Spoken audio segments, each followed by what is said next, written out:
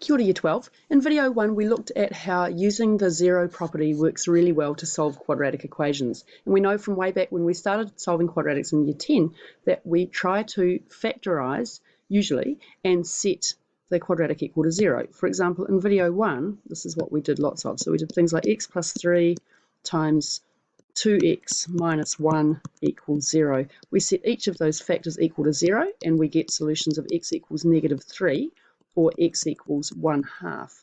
And if you haven't watched video 1 yet and you're not really confident with that, you should go back to video 1 now. So what I'd like to do with this video is to look at ones where we don't have a nice pattern where it equals 0. It's pretty obvious what we need to do. We need to rearrange the equation so that it equals 0. So step 1 in these is going to be to rearrange. And then step 2 is going to be to solve by factorising so far, because so far that's all we know how to do. Right, so I want you to pause the video now and just see if you can apply that method without me walking you through it. But most of you probably will want to go through these examples with me as I do them. So have a go, but don't spend too long on it. Okay, right, so this first one, we've got x times x plus 3 equals 18. So we don't have something times something equals 0. We need to rearrange it to make that happen. First, I'm going to expand the brackets. I get x squared plus 3x equals 18. Now, I subtract 18 from both sides so that we have blah, blah, blah equals 0. So x squared plus 3x minus 18 equals 0. This is looking good. I can go ahead and factorise. I'm going to have x plus 6 times x minus 3. Solving that gives me x equals negative 6 or x equals 3. Not too bad. Let's look at the next one. Okay, so with this next one, we can see we've got a bit of a mess still over here on the left-hand side, and it equals 9. So we have to, again, expand out what we've got on the left-hand side, collect up like terms, and then rearrange. So these perfect squares are really easy for students to mess up.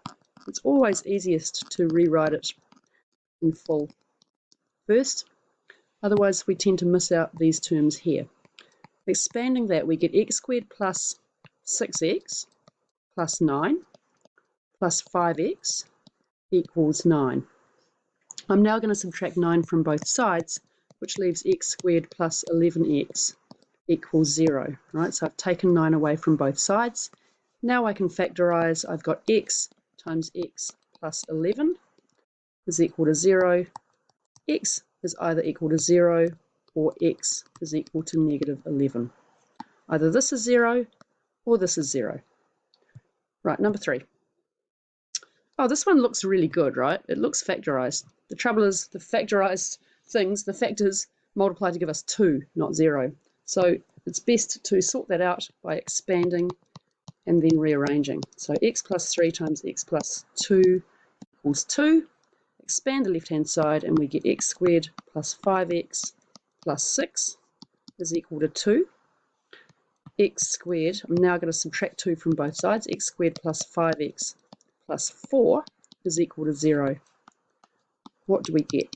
Well, if we factorise that, we get a nice easy pattern here, a plus plus pattern, x plus 4 and x plus 1. So x is equal to negative 1 or x is equal to negative 4. So far, so good. Now, I've put the next one in because there are 2 ways to do this, and I want you to be able to see a slightly less work way. Here's the equation here. It equals 0 already, but it's not factorised on completely on the left-hand side, right? We need to have something times something.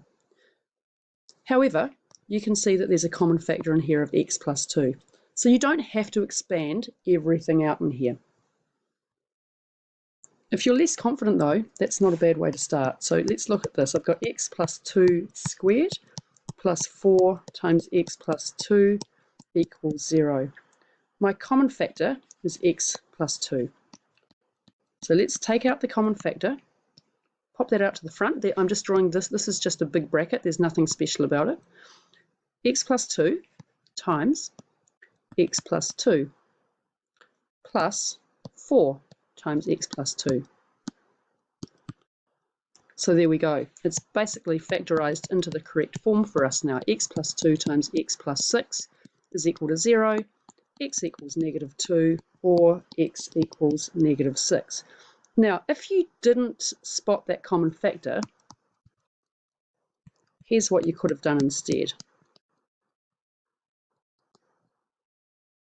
You could expand this out. You'd get x squared plus 4x, whoops, brackets in here. Oh, something's happened to the pen. X squared plus 4x plus 4 plus 4x plus 8 equals 0. X squared plus 8x plus 12 equals 0. And then off we go as above.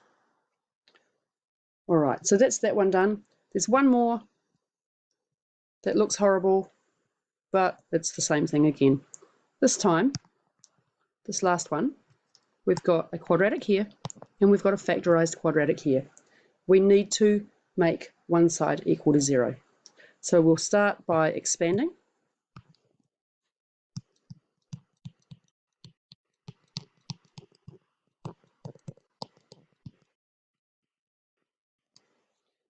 We get 2x squared plus, I'm not going in the order most of you do, but there we go, 2x squared plus x minus 6x minus 3 is equal to x squared plus 6x plus 9.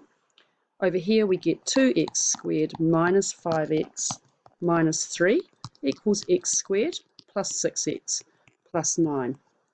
So what we have to do now is we're looking here, we want it all to be a quadratic equaling 0. I've got 2x squared here and I've got x squared here. So I'm going to subtract all of this side from both sides. So I know lots of you think about this as moving things, but I just want to go over again. What we're doing is we're doing the same thing to both sides of the equation. So we're going to subtract this from this side, which will give me 0, and we're going to subtract it from this side as well. That gives me 2x squared. I'm going to write this out really slowly. Okay, so 2x squared minus 5x minus 3 minus x squared minus 6x minus 9 equals 0. Now I'm going to collect like terms up, and I get x squared minus 11x minus 12 equals 0. And we can factorize. We get x minus 12 times x plus 1 equals 0. X equals 12, or x equals negative 1. Now we might want to just go back and check that those two work in the equation. That's a really good thing to be doing, and I haven't done that in this video, which is a bit slack for me. So 2x plus 1 times x minus 3 is what we call our left-hand side, and we want to check that that ends up equaling the right-hand side. So when x equals 12, does that work? Well, here I get 2 12s, 24 plus 1, 25. 25 times 12 minus 3 is 9. That gives me 225. On the right-hand side of the equation, we had x plus 3 squared. So when x is 12, we're substituting that value in, and we're saying 12 plus 3 is 15, so 15 squared, which is 225. Okay, and you can do the same thing with your other solution, which is x equals negative 1. But this video is long enough, and I need to go and have breakfast, so you can do that for yourselves, and I will see you in class later on today. Thanks for watching.